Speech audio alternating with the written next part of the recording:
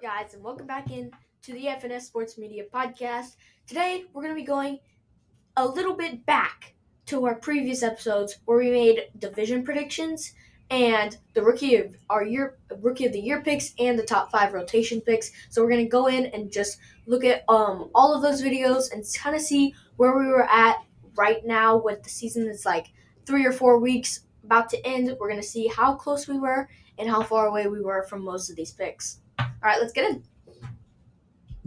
Starting off with the AL East, I had the Baltimore Orioles as my number 1 pick with the Yankees not far behind. Then I had the Rays, the Blue Jays, and then the Red Sox. As of September 16th, the Yankees are in first place by a few games from the Orioles, then the Red Sox, the Rays, and the Blue Jays. You had the Rays, Yankees, Orioles, Red Sox, then the Blue Jays. As we thought, the Yankees have a great rotation with Garrett Cole, Nestor Cortez, Carlos Rodon, and Clark Schmidt, as well as Marcus Stroman. We also thought that Colton Cowser of the Baltimore Orioles would be a top runner for the Rookie of the Year, and he's leading the odds for the American League. He's been hitting very, very good lately. Next, we have the American League West. You had to leave at the end, but we can still go over my predictions. I had the Rangers, Mariners, Astros, Angels, and Athletics. Not sure why I doubted the Astros to not win the division and trusted the Angels to do anything without Ohtani. We knew that Ohtani wasn't going to sign with the Angels again, and he signed with the Dodgers, and then it was only Trout, and Trout can't carry that team, especially when he's getting injured. Since he's growing older and older and older, he's just been getting injured more and more and more. So without Trout and Ohtani, the Angels are basically stuck in last place, losing to the Athletics, which is pretty bad. The Astros are in first, the Mariners are in second, then the Rangers, Athletics, then the Angels. As you predicted, the Mariners are top 5 in rotations with stellar pitchers like Luis Castillo and George Kirby, along with Logan Gilbert and Brian Wu, Brian Wu has been throwing a lot more innings and striking out a lot more batters, which is what you like to see. Yep, coming up next is the American League Central. I had the Tigers going number 1 with the Twins, Guardians, Royals, and then the White Sox.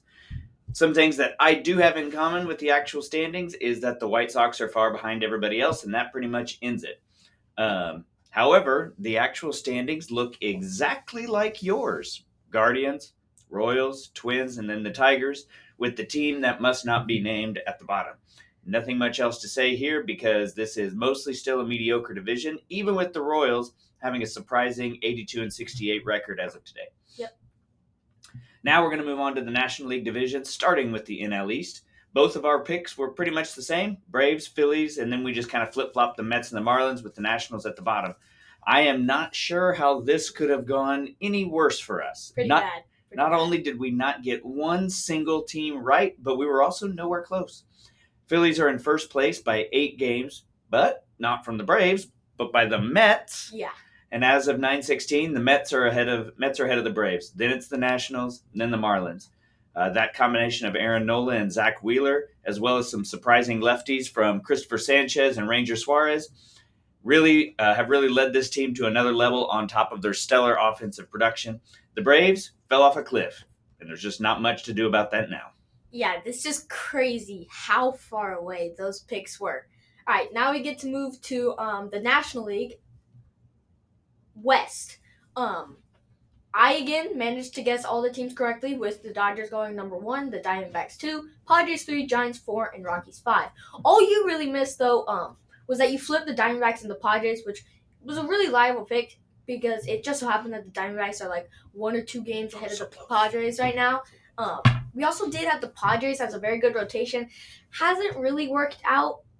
They're not bad rotation. We just overestimated how well they would pitch. Michael King kind of had a really slow start. Dylan Cease had that really good stretch, but overall he has pretty high ERA. Not really sure how many people have predicted Merrill Madness or aka Jackson Merrill to explode like how he is. He might win Rookie of the Year. It's gonna be hard to win in the National League, but you never know. But we for sure did not get Jackson Merrill to pick for our Rookie of the Year. It happens. Next, we have the National League Central, and it's our last division. This is another division where we missed pretty badly. Both of us predicted that the Cardinals would bounce back from a horrendous season last year, both of us were definitely wrong. The Cardinals are in third in the division behind Milwaukee and the Cubs. The only thing we did get right is that the Pirates are at the bottom of the division.